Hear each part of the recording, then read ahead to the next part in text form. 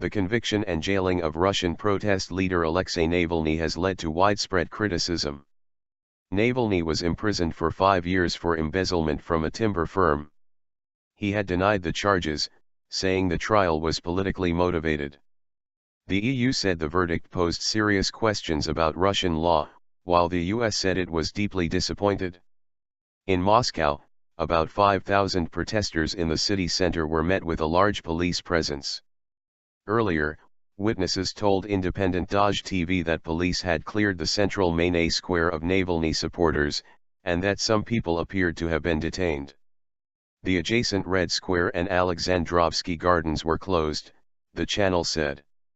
In Kirov, where the trial was held, at least 2 Navalny supporters were arrested following scuffles with the police after the verdict and sentence were announced.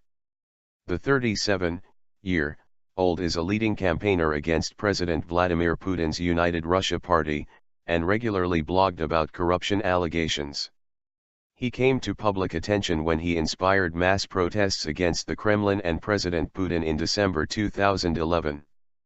Before he was handcuffed and led away, Navalny urged his supporters to continue his anti-corruption struggle, tweeting, "Don't sit around doing nothing."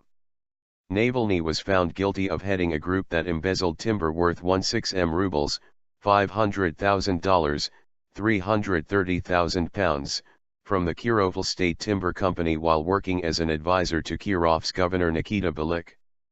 The prosecution had asked for a 6-year jail sentence, but Judge Sergei Blinov decided on 5 years, and said there were no extenuating circumstances that would warrant keeping Navalny out of prison.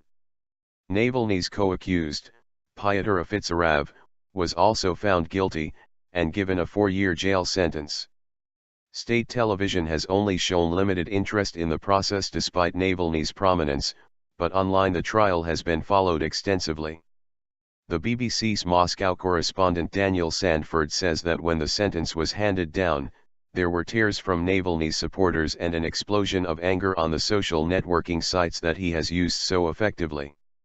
Anti-Putin activist and former cabinet minister Boris Nemtsov told reporters the trial was completely fabricated from start to finish, and even the judge could not say what the reason for the crime was. Jailed former oil executive and Putin critic Mikhail Khodorkovsky said the conviction was predictable and unavoidable, according to the independent Echo Moskvy website. There is nothing unusual for the government's opponents to be convicted of crimes in Russia, he added. The last Soviet leader, Mikhail Gorbachev, said using courts to punish political opponents was unacceptable. In a statement posted on his charity's website, he said, "Everything I know about this case, unfortunately confirms we do not have independent courts." The U.S. ambassador to Moscow, Michael McFaul, said, "We are deeply disappointed in the conviction of Navalny and the apparent political motivations in this trial."